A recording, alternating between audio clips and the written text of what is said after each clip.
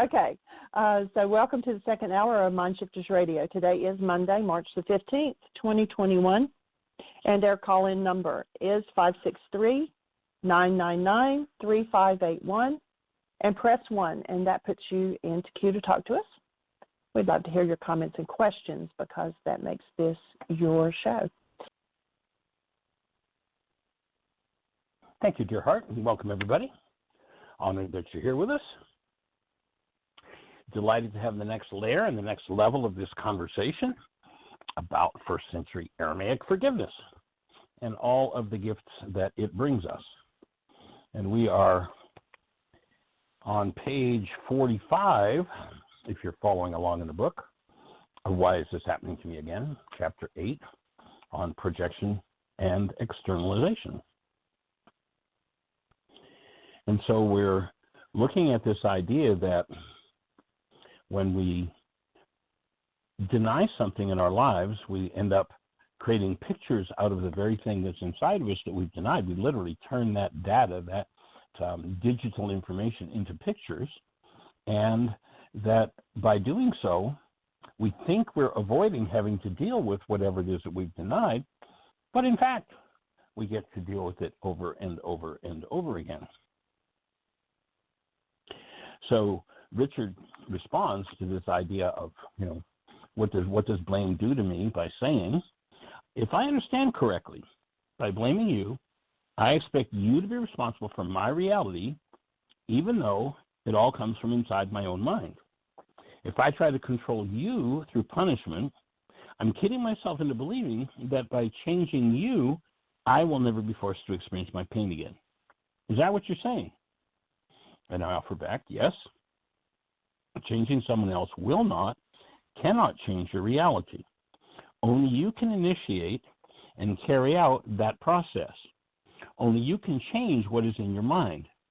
It also takes a lot of energy to keep up the lie, the projection in place, and prevent truth from entering your awareness.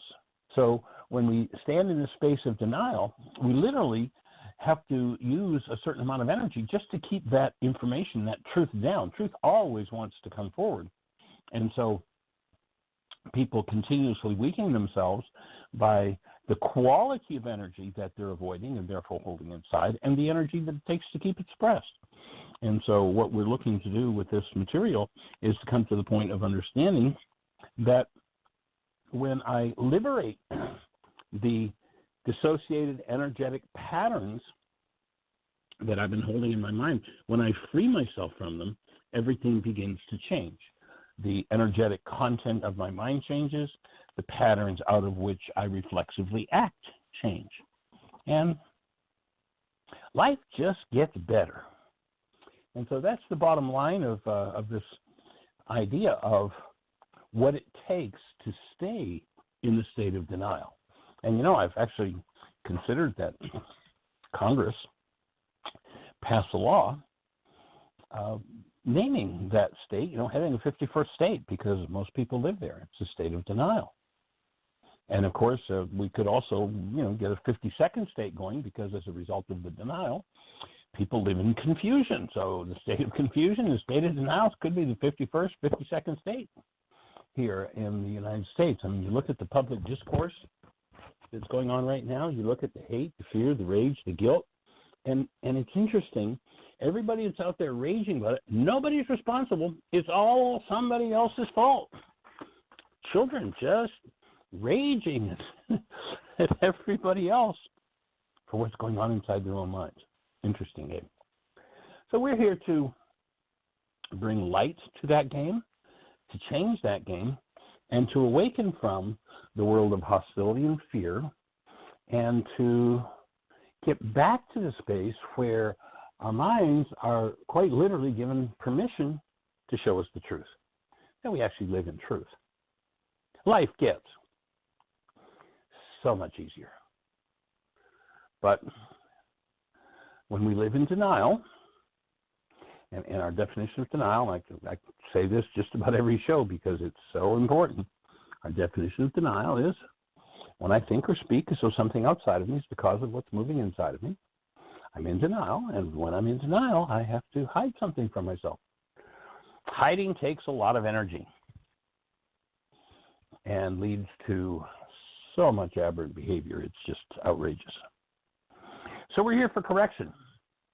And when you realize that hostility or fear is part of the output of your mind, then you have to come to the point where you recognize that, when there's hostility or fear in my mind is telling me that I'm using corrupt data and I'm living in a lie.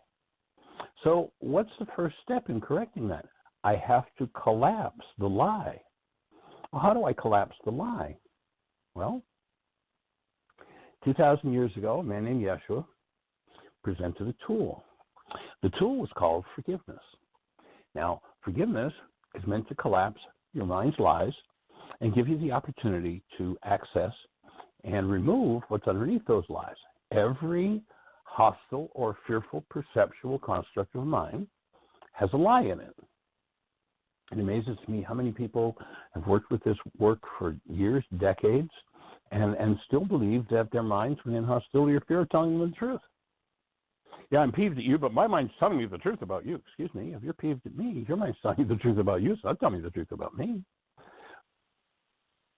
And so when I recognize that and I start applying forgiveness, I collapse my mind's lies.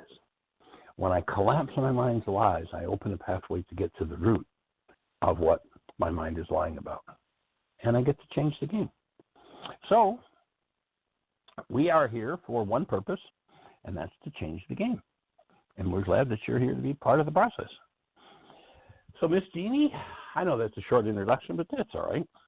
I'm here to see if we've got any hands up, if we've got anything happening in the phone queue, or anybody with a question in the chat room. No questions in the chat room. There is a hand up, and Awesome. It's area code 610. Is this Susan? It is. Okay, I got a question. Hey, welcome, young lady. Hey, thanks. Welcome to you, too. What's happening? Well, I know that we're not separate. I mean, I believe that's true. My experience is that we are separate, but I'm just looking at, if we're not separate, how do we stay clear? We do the forgiveness work. We withdraw our codependent ensnarements with other people. So I've pictured that right up till now as a way of separating myself. For instance, my trigger is as usual. I have two boys in my life right now. My son, who texted me this morning and said, "Very hard day. I'm really struggling," and I know all about what that is. And then I have a grandson, Lukey. You know him. His brother went to visit him. He came home saying Luke's girlfriend is leaving him. And in addition to that, and partly because of that, Lukey is extremely depressed. So to my panic, and I do my worksheets, but I'm juxtaposing my upset and fear against the fact that we are not separate. Can you tell us how we are not separate and how we are separate, or whatever? Can you just speak to that? That would be great.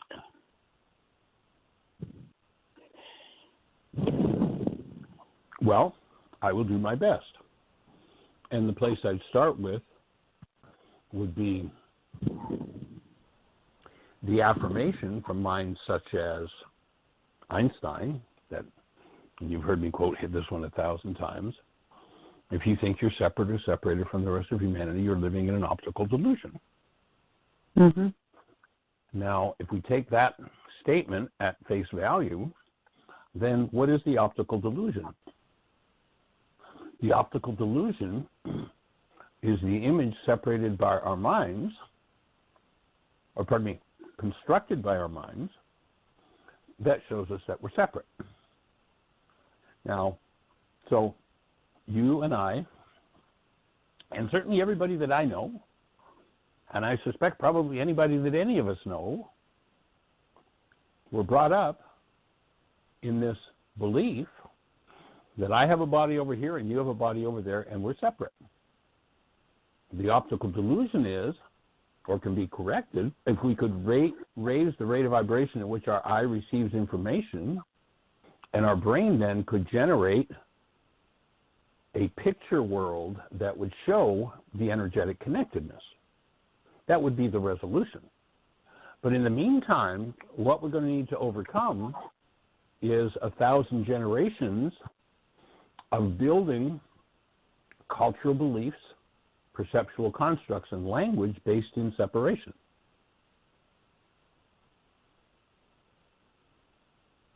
And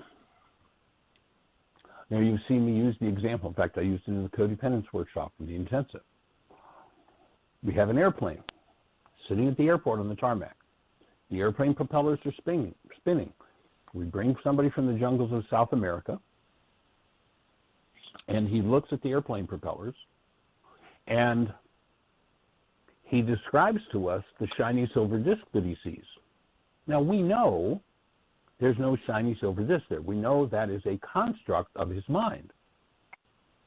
We know that the airplane propeller is a pivot point with 4 arms spinning around it.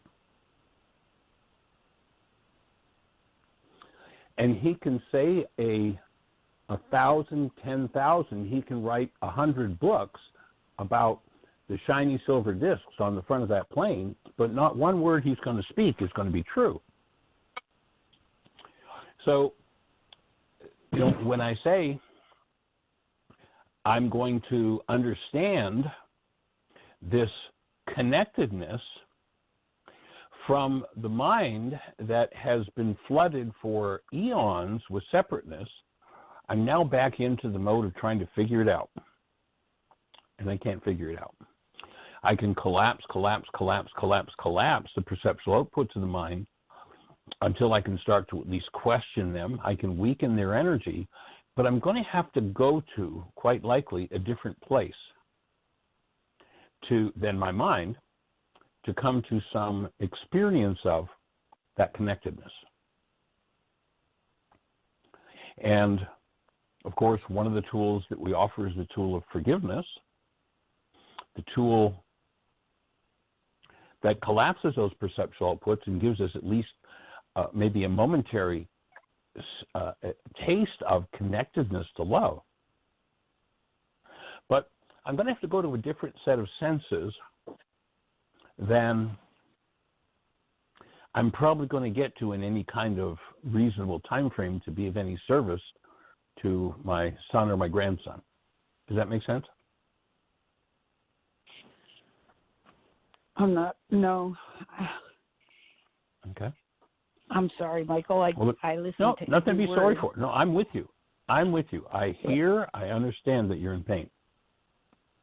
I got it. The pain is up in your mind.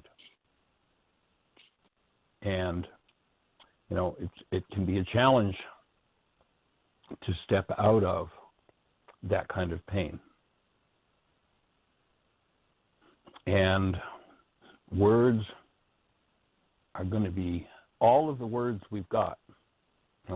If we're talking to the community of people who's standing on the tarmac looking at the shiny silver disc, all the words they've got are about shiny silver discs, and the shiny silver discs don't even exist. Airplane propellers exist.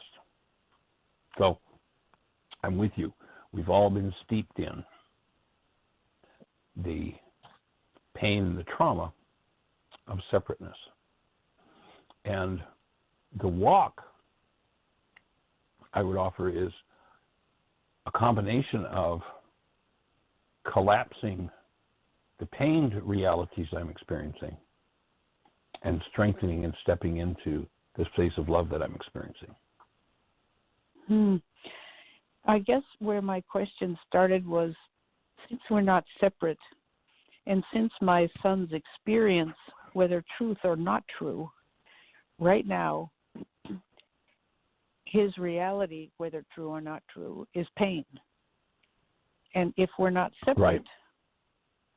I'm there too, yeah. So I don't want to be there. Can I add something? Please, Jeannie, go for it. Sure. Okay, think of, and maybe this is not accurate, but this is what I thought of. So let's say that you smashed your finger, cancel the thought, on your right hand. Yeah. And it hurts. But that doesn't mean the finger on your left hand has to hurt. It's all one body. Like we have all these parts and pieces that are separate or individualized, but it makes up one body. And so we are connected and we are all one, but because one part is hurting doesn't mean the other part has to hurt. Is that? I don't know. That's a good stab. I appreciate all the right approaches. on I need them all. The thing is, though, and I heard that, Jeannie, and I'm going to apply that.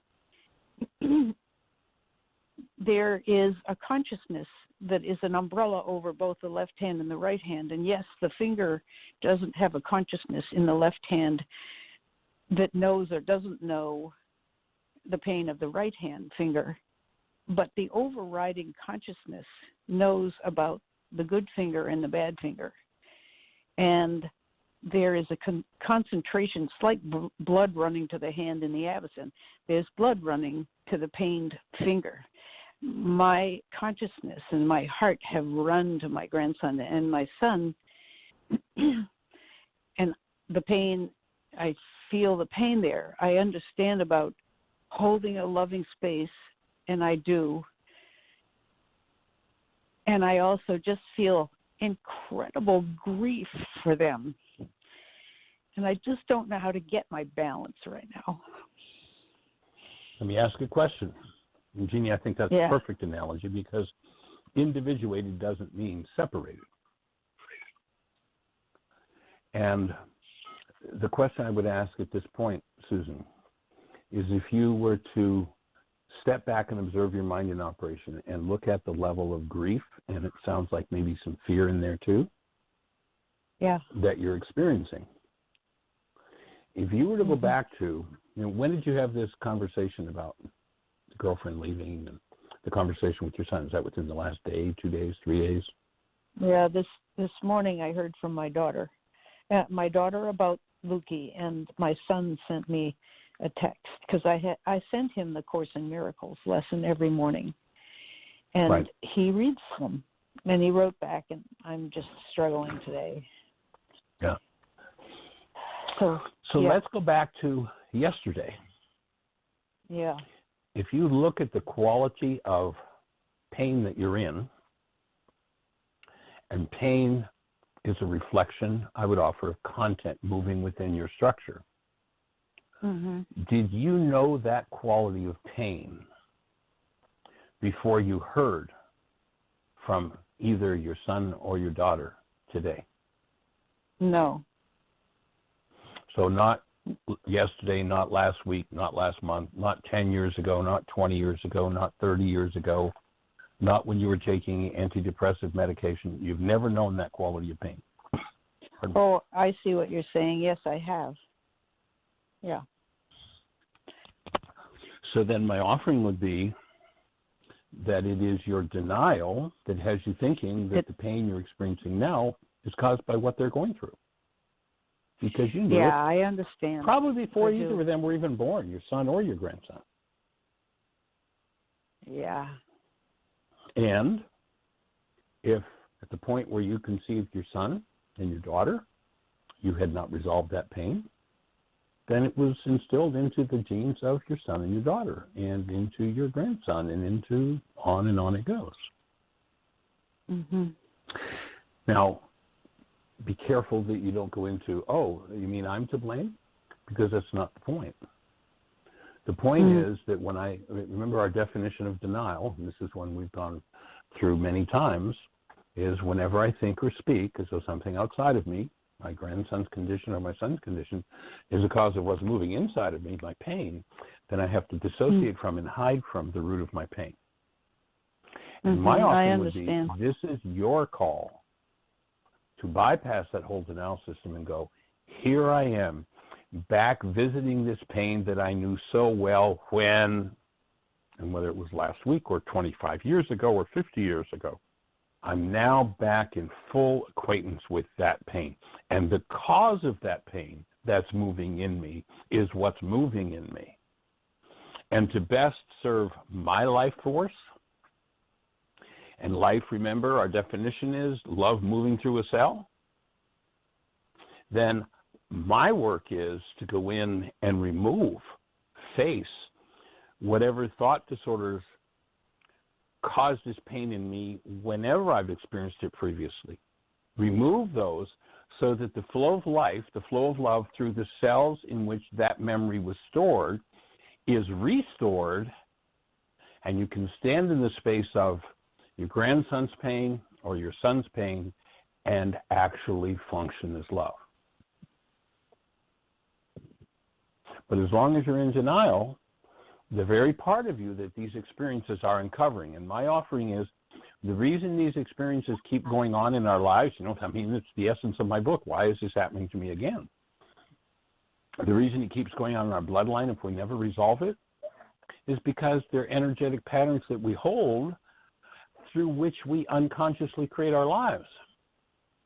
So my offering would be, this to me sounds like a very deep call to you to go to another depth of your work, to clean up another part of your mind so that you, as the grandmother, as the ancestor, as the matriarch of this family, can stand in that space of love and be the space where resolution can occur for both of them.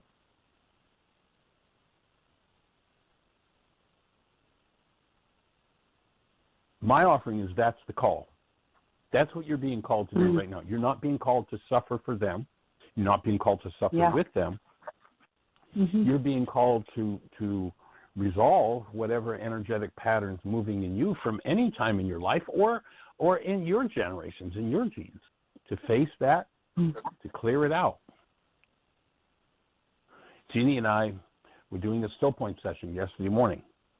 There's been a whole new level of energy moving in our relationship and in our family and in our household of this presence of love. And yesterday morning, I took Jeannie through a still point session, and Jeannie reached probably the deepest still point that I've ever seen her reach. And when she came back, and you've seen people come back from still point with a gasp, and she came back with a gasp and such a shocked look on her face.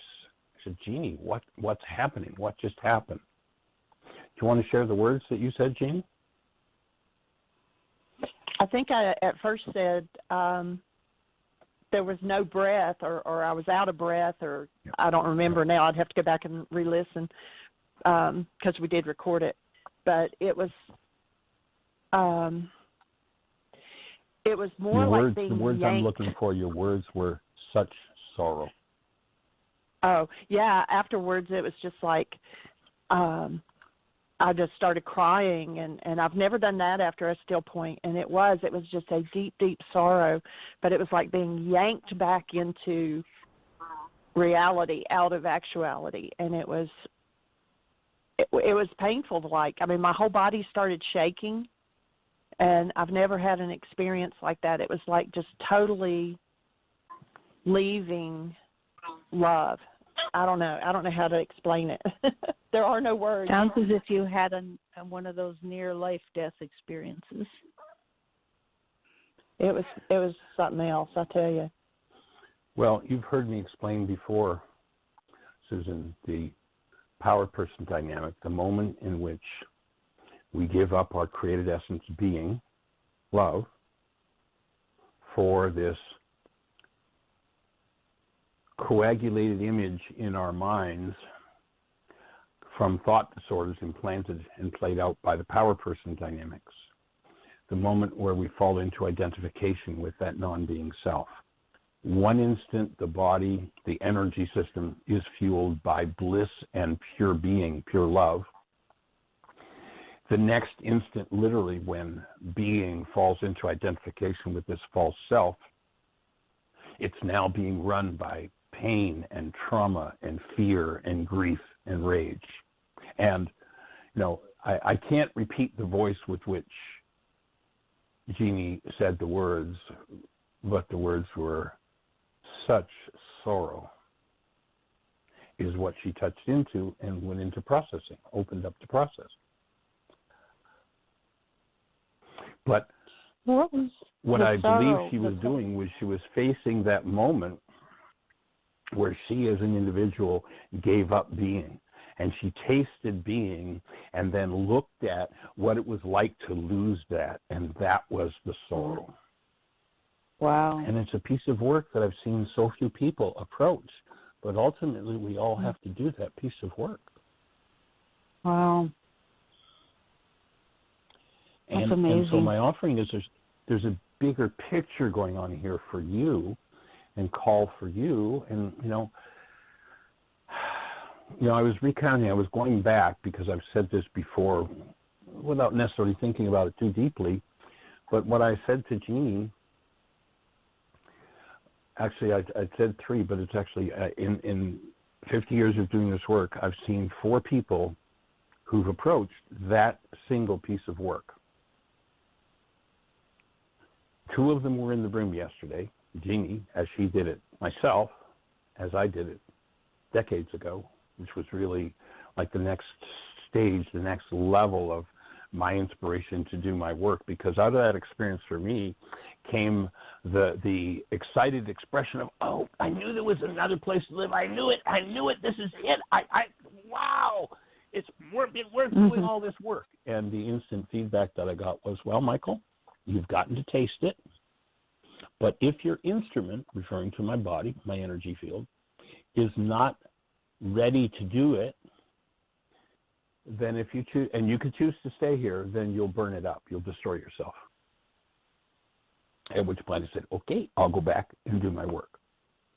One other person that I've seen approach that piece of work, turned tail and ran and went in the other direction, literally disappeared. Mm-hmm. The 4th person that I've seen it, you've met him, you spent time with him, you heard him doing it here on the show back last year.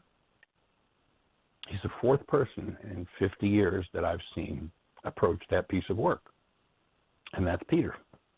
And after the summer intensives 2 years ago, he went back home and he kept working and working, and we did a show, and that's right exactly where he was. And if you remember, I picked up the phone after the show and called him in Sweden, and I don't remember how long we spent on the phone processing that moment, that piece of work. It's such a monumental piece of work to do. And, all of the painful experiences of our lives and of our generations are calling us back to clean up that moment. And when we do, then in a whole new way, we show up in our own physiology, in our world, and in our family systems as the created essence we are, as love. That's what your son and your grandson need. Say that again? And I say that's what your son and your grandson need, is someone who can be that space. And that's the idea of this community, remembering that the words kingdom of heaven were mistranslated by the Greeks. It means the community of love. That's what this radio show is about. That's what this community, that's what we're building, is a community of support so that we can be there and hold the space for each other as each of us approaches those deeper and deeper and deeper levels of work. And the people in our lives need a community of support where that presence of love can show up. Wow, if only 4 people have done it. This seems overwhelming. Nobody has the technology. Susan, it's only, I'm not sure exactly when, but 8 or 9 years ago that I've been able to explain how, after 50 years of doing this work, about 40 at that point, that I've been able to understand what forgiveness is. That's how long it took me to understand it. And I'm still explaining it, and I'm still understanding it, and I'm presenting to people who still believe that I'm supposed to let you off the hook for the pain that's happening inside of me and calling that forgiveness. Yeah. It hasn't been on the earth that I know of in any real functional way until 8 or 10 years ago. And what we're inviting, when you realize, we've got 1,000 generations in there of this non-being mind, and it's moving in a direction. Its direction is inertia bound, like the battleship. You don't turn the battleship around when the captain says, turn the ship around 180 degrees. It might take 2 days if the battleship's going full speed forward because of its inertia to turn around. And we're appealing to one mind at a time to turn their ego structures around and do something different. You are one of the most dedicated people that I've seen since you picked up these tools at doing it. And Michael, I feel as if... No, I'm listening. I feel as if I am doing it, and I have done it. But when you say that about Jeannie's deep experience, I guess my question is, can we both fake it till we make it and also get it in increments? I don't want to depend on my own prowess or my own or grace or anything. I feel as if my grandson and my son need it now, and I don't have it right now. I want to give it to them right now. I want to give it to myself right now. I want to open to it right now. All that's going on in my head. Just like you needed it 20, 30, 40, 50 years ago when you needed it. And we all did. It's so amazing. There are memories coming up that are pre-verbal. Yep. I guess that's where it lies. It's a pre-verbal experience. And it's the root of the deepest rage that any of us have ever experienced, is that instant. And, it's so profound that in the scriptures they talk about it as, well, when God kicked us out of heaven because of Adam's sin, he placed these creatures that would block us from ever getting back in, the seraphim and the cherubim, and they were going to block the gates to heaven so you couldn't get back in. Well, guess what? That's just more blame of God. God didn't place anything to keep us from that. We put our rage, our pain, and our trauma at the gate, and it's not until we have the skill and we're willing to do the work to dismantle that rage and pain and hate and grief that block us from living there and going back in. We place them there. And each step that you take is another piece of work toward opening that gate again. And yes, we all want it yesterday for ourselves, and of course, even more so for our children and their children, as I think about my own kids and, my granddaughter who'll be over here in a couple of days. To me, that's been the inspiration for me continuing to be committed. Yeah. Because surely there are easier ways to live. Not really, but in the ego world, it sure appears that there are easier ways to live. Yeah. So to me, it's that we're having this conversation right now is the blessing to you that you can open it on another level of yourself and hold the space on another level, and know that this whole community through you is holding the space for both your son and your grandson and their realization, their awakening.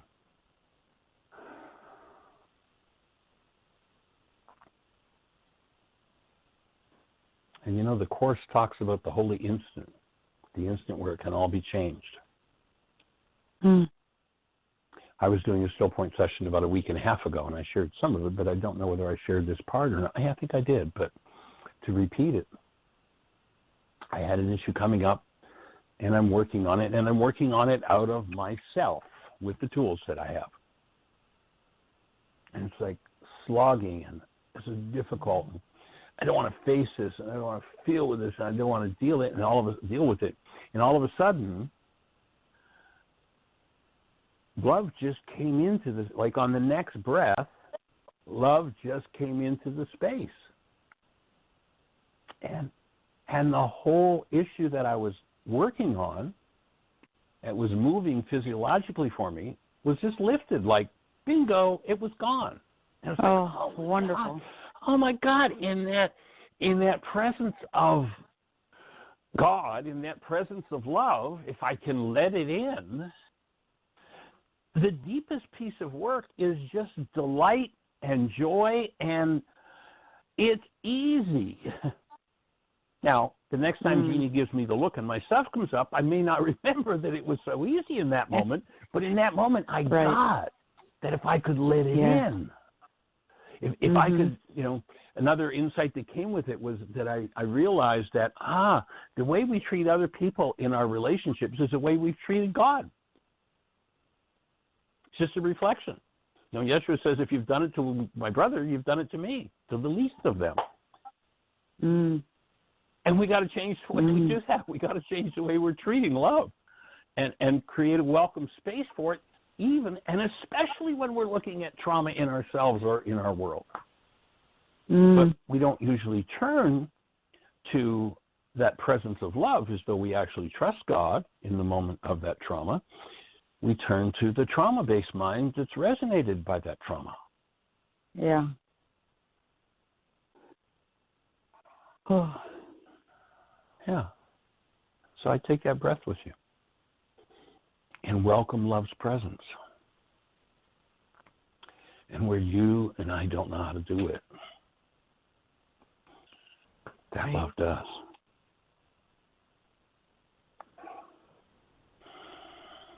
That's the thing. And I don't know how to do it. Right. Yeah, okay. None of us do. Go back, let's listen to Yeshua. He gave us a lesson of myself, I do nothing. I go to the Father within. The Father within does the works.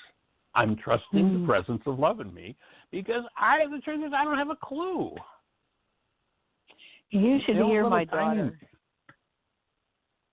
Sorry, Michael, go ahead. Tell me. Called this morning about her youngest son who had visited her oldest son and come home with this report. And the report, I feel as if a hand grabbed me by the heart and just squeezed it, hearing about Luke. Yet she's talking to me, and I say, how are you doing with this, Kathos? And she said, I've got to let him just do what he needs to do. This is what he's going to do. I'm staying okay. Otherwise, I'm being codependent. I thought, whoa, my daughter is so wise. And I'm doing deep breathing and doing tapping as I'm walking in. She says, Mom, I know you don't like this. And I said, I don't like it. She said, just let him be, let him be. And even if he dies, let him be. And he may. He doesn't want to be living. Let him be. Let him be. Let him be. That's trust. Yeah. He's certainly moving into trust. Yep. That's what she says. She says, thank God for God. I just put it to God. Yep. I screwed up terribly, and I just can't do anything about it, and I'm putting it to God. God has a plan.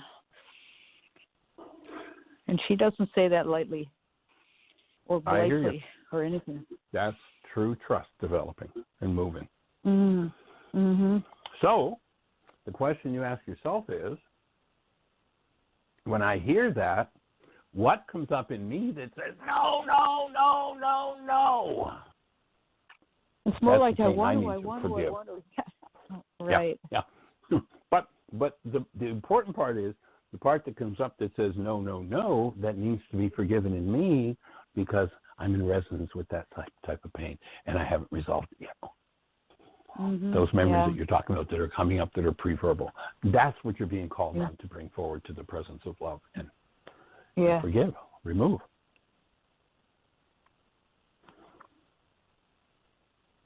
Yeah. So I breathe with you and invite you on still another level to really hook into the trust that your daughter has. It sounds like she's your way shower on that one. Yeah. And I remember working with a family. Say again? Go ahead. She also learned from her son, her younger son, how angry Luke is at her for not protecting her, and how angry Luke is that she is as bad as her husband, that they both did terrible things. She has taken a lot of verbal blows since her younger one came home, and she seemed okay. I hope she stays there, but she seemed so okay with all of it that she can't do anything. She cannot by herself do anything anymore about any of it.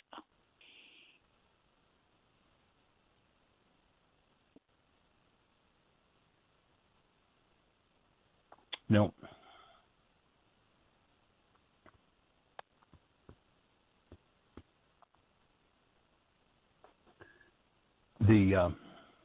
Read to you that little piece that I wrote in a still point session, or just out of a still point session, about what's been locked in bone. In fact, let me go to that. Just a second here.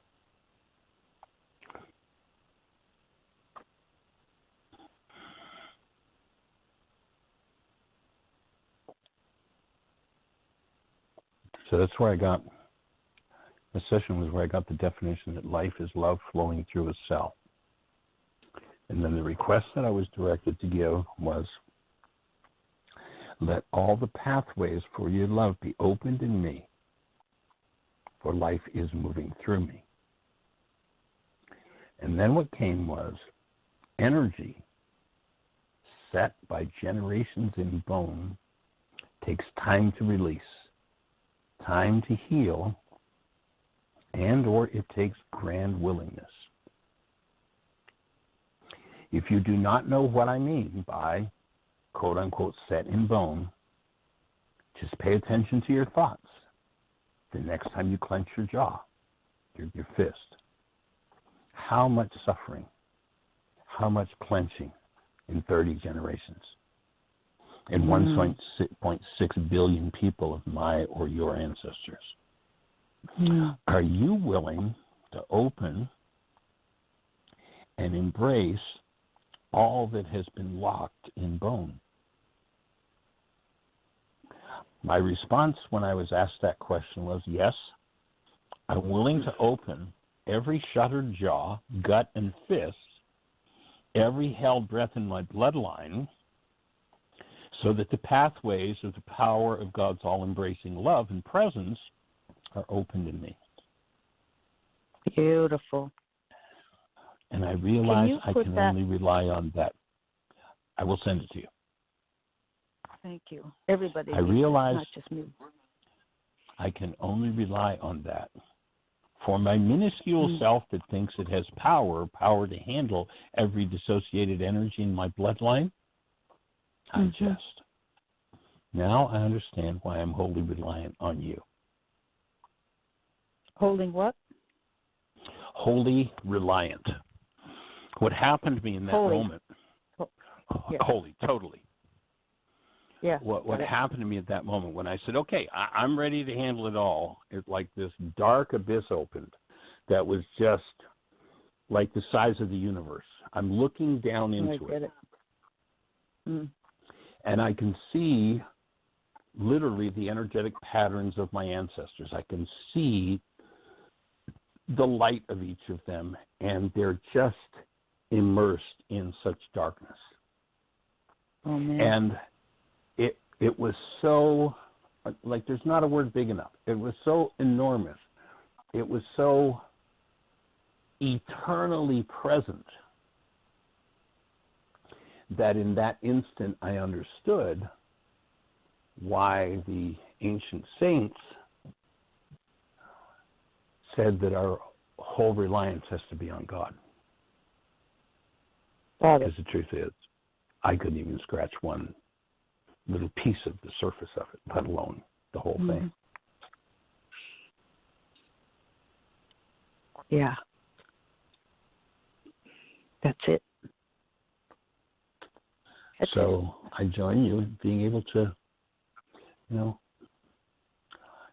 how do I do even my own, let alone all that's been locked in bone by jaw or by fist or by gut in my generations?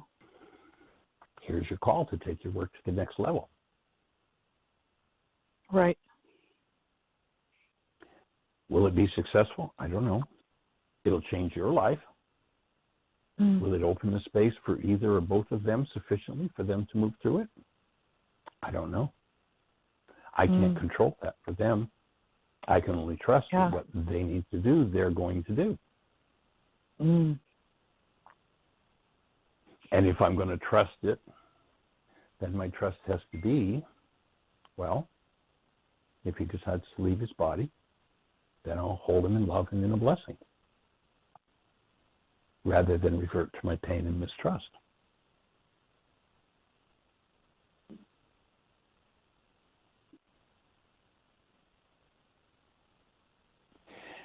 And I can remember when several years ago I was going through some challenging times with my daughter, who was doing some alcohol. And there was a point where, I didn't know how to handle it. She had been dating someone who committed suicide, who actually took her out to dinner, and sitting at dinner said, "So we're going to get married now, right?" She was like, "No." She was driving. Sat at dinner with her and said, "If you're not going to marry me, I'm going to commit suicide."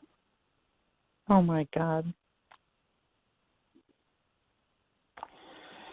After dinner, she drove him home to his house, where she dropped him off, and she went home to her house. And at 3 o'clock in the morning, she got a phone call. And he had spread his head with a shotgun all over his backyard. Oh, my God, Michael. And my daughter drank. Yeah. And there came a point where I had to say to her, "Sweetheart, I don't agree with what you're doing, but I trust what you're doing. And I trust the outcome that you'll create." And now she's happily married with 2 beautiful granddaughters.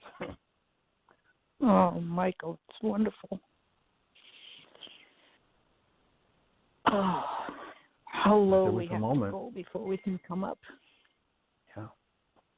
There was a moment where I had to offer her that trust. Everything she was doing, to me was so wrong.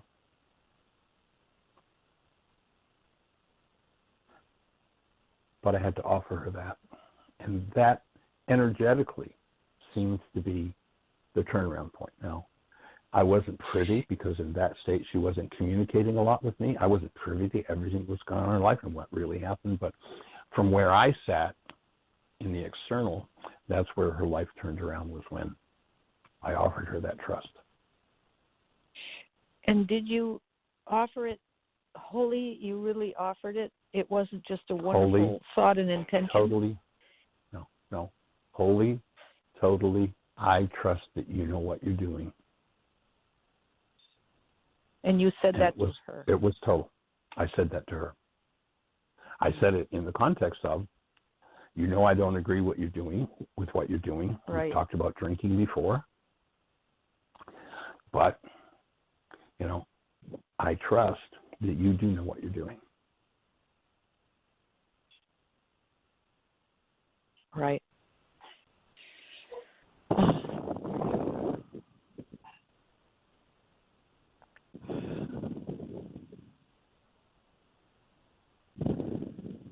And now her one daughter, who's now 9, was so excited about being a big sister when her little sister was born in August.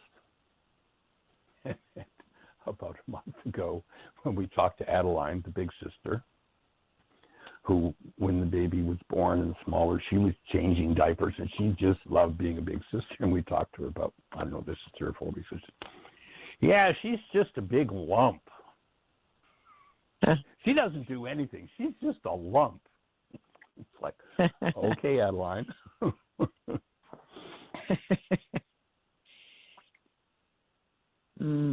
Is that the one who's coming to visit you? Or is that Aria? No, Ari Rain is here locally. Yes.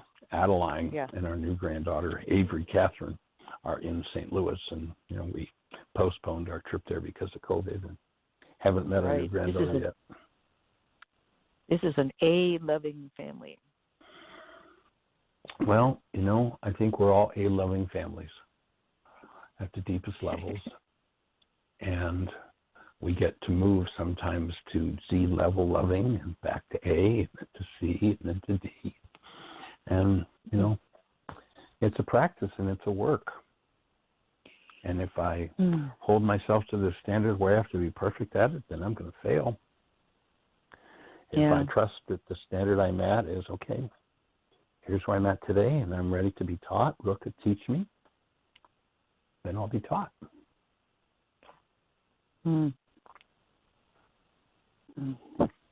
So I join you in being inspired to do the next piece of work that you have to do that you recognize really hasn't got to do with what's happening with them, but what's happened in your life, and doing the work around that and opening the space on the next level and extending love to all three of them, all four of them, all five of them, your son's son as well. Right. To, Luke's father. It was all part of the trauma pattern. He isn't separate from it.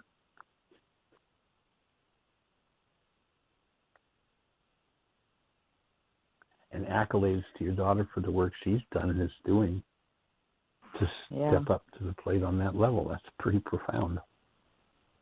She's amazing. She's found her own way being a priest. She is a good priest. She's just so open in so many ways. Even though she's within an institution, she is the kind of priest that will keep and heal the church if it's going to be healed at all. Corrections, refocus. That's what we need. Yeah. It's what we need. Somebody wrote a song about it, I think, something like what the world needs now.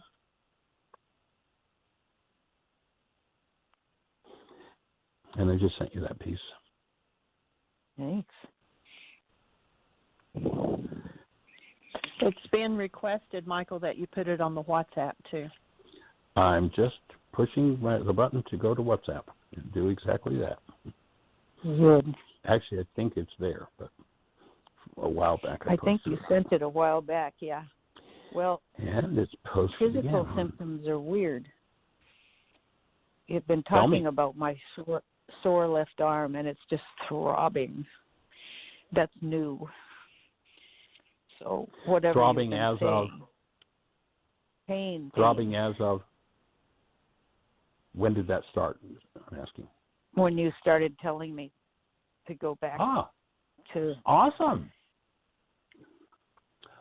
So what you just told me is that the energy involved in what you need to handle is related to your wrist injury and probably what motivated your body to be in the position where that injury could occur. And here you are tapping into the energy that needs to move. Yeah, I don't know what to do with it, but I'm watching. And I'm using the Avicen again. All of the above. Yes, I'd keep the Avicen on both hands if you can do the hand with the wrist injury as well, but do both hands, alternate it. I've been using just the hurt wrist in there always because it's my left hand, and I like to be able to do things with my right hand, but you're saying I should do both. I'd alternate them, at least on occasion, yeah. Maybe every third or fourth time, go to the other hand. All right. Okay. Thank you so much for this, Michael and Jeannie. It's exactly why we're here. And I feel am as an if I don't know what to do. Thanks. Yeah. I don't know what to do or how to do it, but I feel hope, and I feel as if you have literally reached out and put a hand on my literal heart. And maybe there's nothing for you to do but to do your work. Oh, that's a lot, though. Yeah. Welcome to the club. Welcome to the club. How'd that song go? Welcome to my world. Won't you come on in? Miracles, I guess, still happen now and then. I don't know that song. All of these popular songs. Waiting you just us for to. you, my love.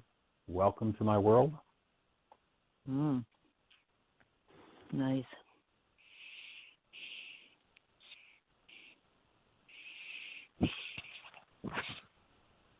Let's see.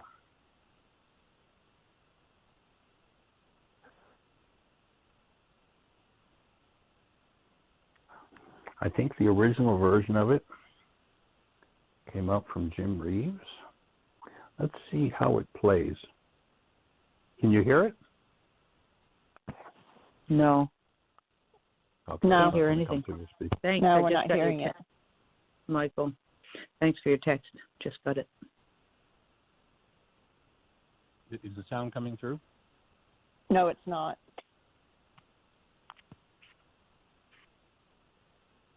And we're down to 3 minutes. Well, then what I'm going to do, Jeannie, is I'm going to come through and I'm going to play it into your microphone. And let's see. Is this powerful?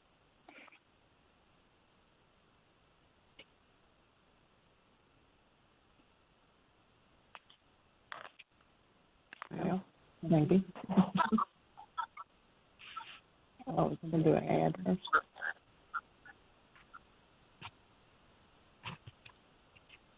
It's not, still not coming through. Oh, well.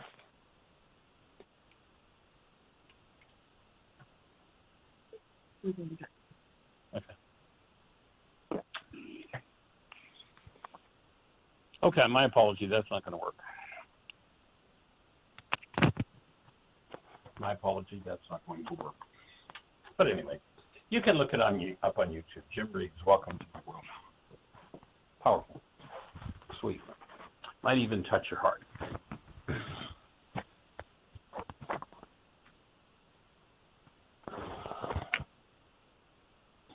So we're down to the last 2 minutes or so. Any other thoughts for you, young lady? No, I'm just going to sit with this. Thank you. Well, we'll be sitting with you, holding the space. And thank you for opening the space for everyone. It's not just for you. And we'll be thinking about Jonathan and Luke. And holding all of you in our hearts. Thanks, Michael. All right, young lady, we cherish you, appreciate you. Thanks. All right. So everybody, we're honored and delighted that you spent this time with us and hold the space for you to have the best year yet of your eternal life. It's an awesome gift to give the world. The world's in deep need of it, and you can give it to the world. I choose to live more consciously,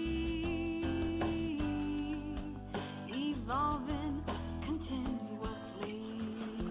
Thank you for listening to Mind Shifters Radio with Dr. Michael Rice and myself, Jeannie Rice, and Dr. Tim Hayes and Michelle Pichet, as we present the first century Aramaic internal process of forgiveness. We are here for 2 hours every Monday through Friday from 12 noon to 2 o'clock Eastern Time on Mind Shifters Radio.